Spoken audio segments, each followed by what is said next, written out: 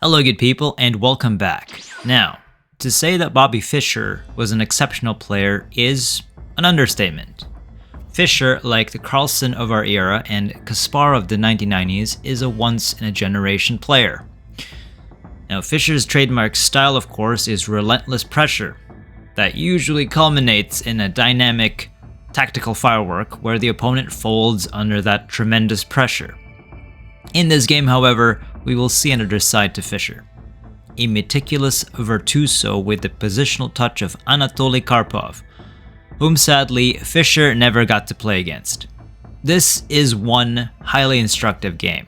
Let's boost that ELO. Let's get it.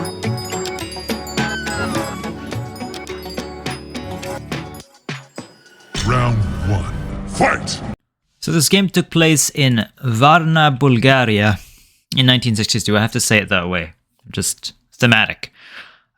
Fischer actually plays as black here against Wolfgang Unziker. I also have to say his name like that because it's thematic. So, before I begin, before I forget, if you do enjoy this video and you find it useful, even if you don't, please leave a like and sub. You have my gratitude. Let's get started. White starts with e4, as Fischer would say, best by test.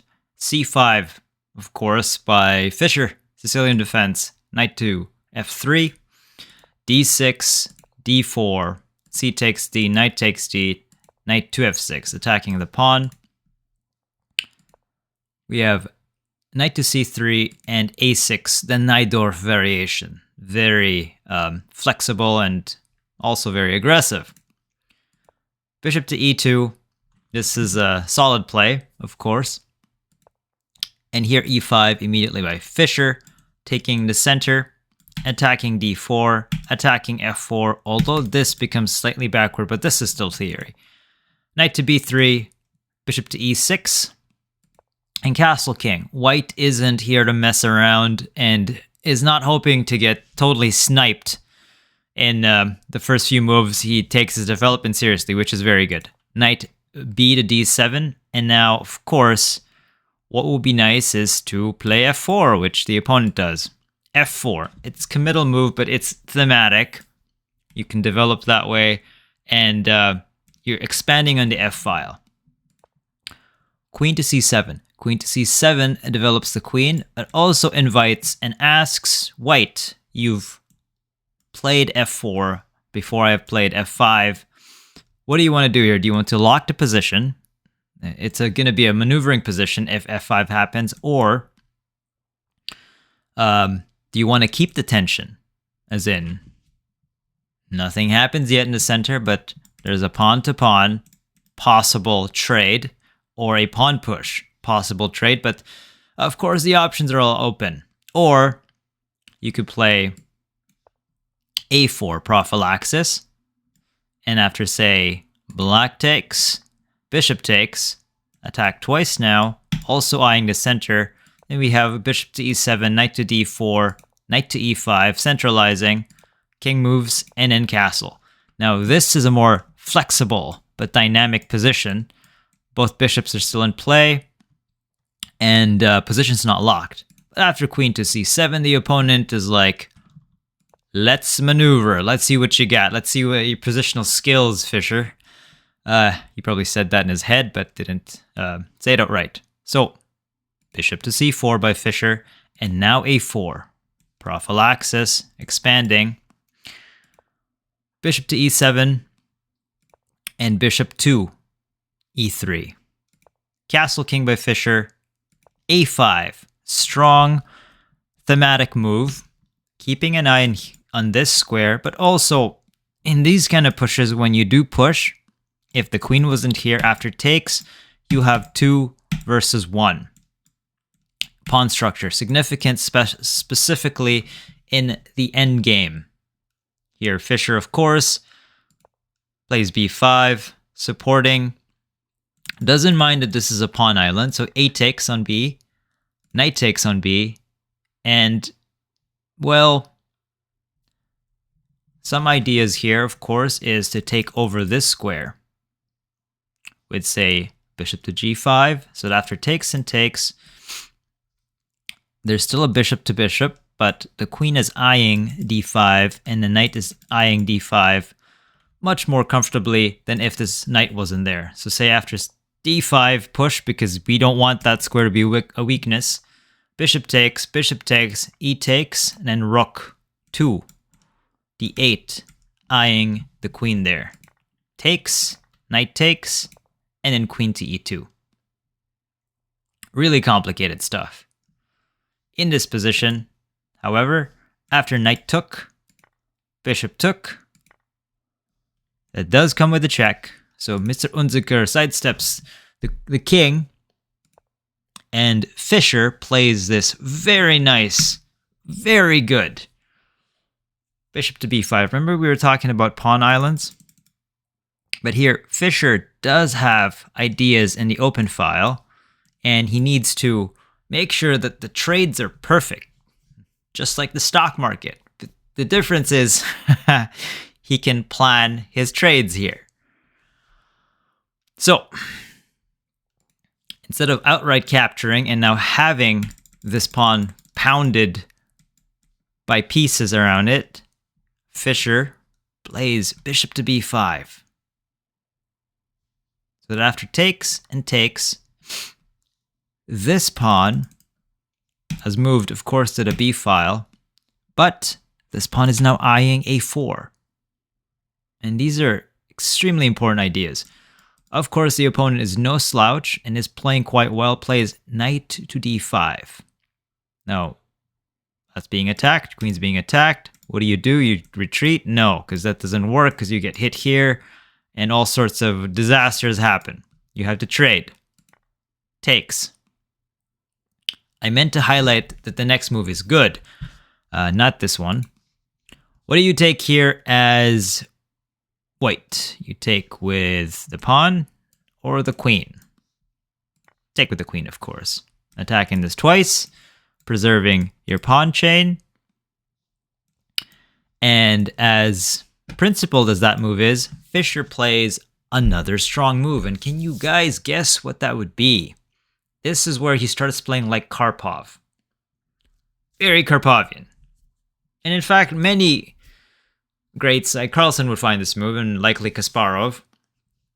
This is all before the computers. And what's impressive is, I don't know, most people, at least under the master level, probably won't find this move, but of course Fischer will.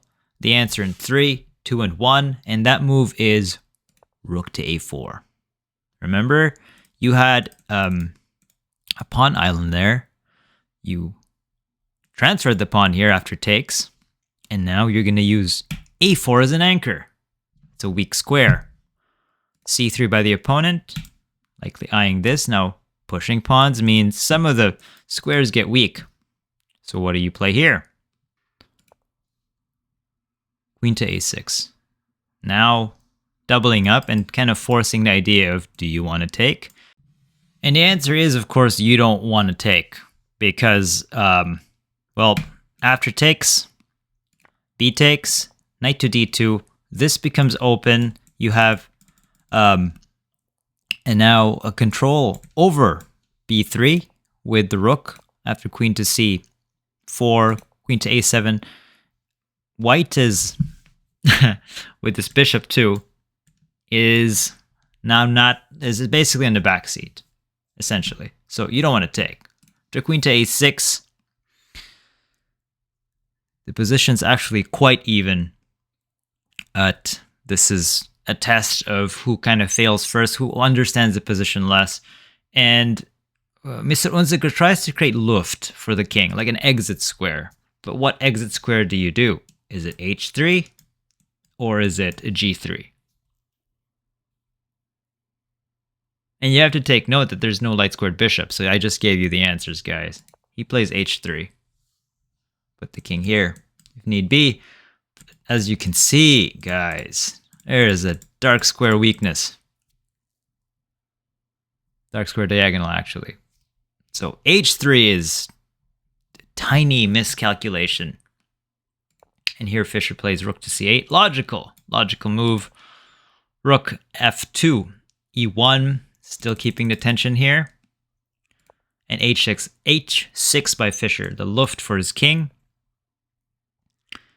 Here, king to h2. But the problem, of course, is pawns don't go back. So all this weakness in the dark square diagonal it's time to take advantage of it. And here, the opponent flinches again. And plays another committal move, g3, restricting the check here. But that is just a compounding error. A stronger response for defense is queen to d3. Queen to a7, rook, and then kind of let this happen, but not weaken this. The problem with g3, guys, is a couple things. It weakens the king, but more importantly, this is now open. Imagine if this pawn didn't exist, but also this pawn is now a target. Remember when the opponent tried to push on a5 a while ago, and this was a target? Well, Fischer has created multiple targets thanks to the opponent's blunder and mistakes. So what's the next move, guys? Queen to a7. Still supporting this, but not trying to infiltrate. That's a great move. Nothing fancy, but just like exact moves. Very Karpovian. King to g2. Now, unfortunately, what's this? This one is a brilliant one. What move did Fischer play here? And it's actually reminiscent to one of Karpov's games after the fact, of course, because this was before Karpov's reign. And Fischer plays the super principled and the only move, rook to a2. Attacking, but also forcing, do you want to take? And the thing is, after you take, this is extremely weak. And this is slicing through. So the queen can't access this because it doesn't move in an L. King moves to f1. And here is the decisive, I'm going to say finish, as the opponent actually resigns after this move. Can you find the answer? After seeing this, after seeing this, and after seeing this. What did Fischer do here to finish and punish the opponent? The answer in 3, 2, and 1. Fischer took on rook, takes on c3, and the game is over. The opponent resigns because if you take, you get the checkmate. If you do all sorts of other things, like take here, then there's an intermezzo, rook to f3. You can take the path of quick destruction, which is king to g2, and after that, check, ladder. Or you can take the path of check, check, ideas of a mate. This is futile. There are no other checks. After the exit, knight to c5, check. Goodbye queen, takes. There's a pin. The game is over. Absolutely, positively insane. Hope you guys enjoyed that. That's Fischer displaying world-class Karpov skills.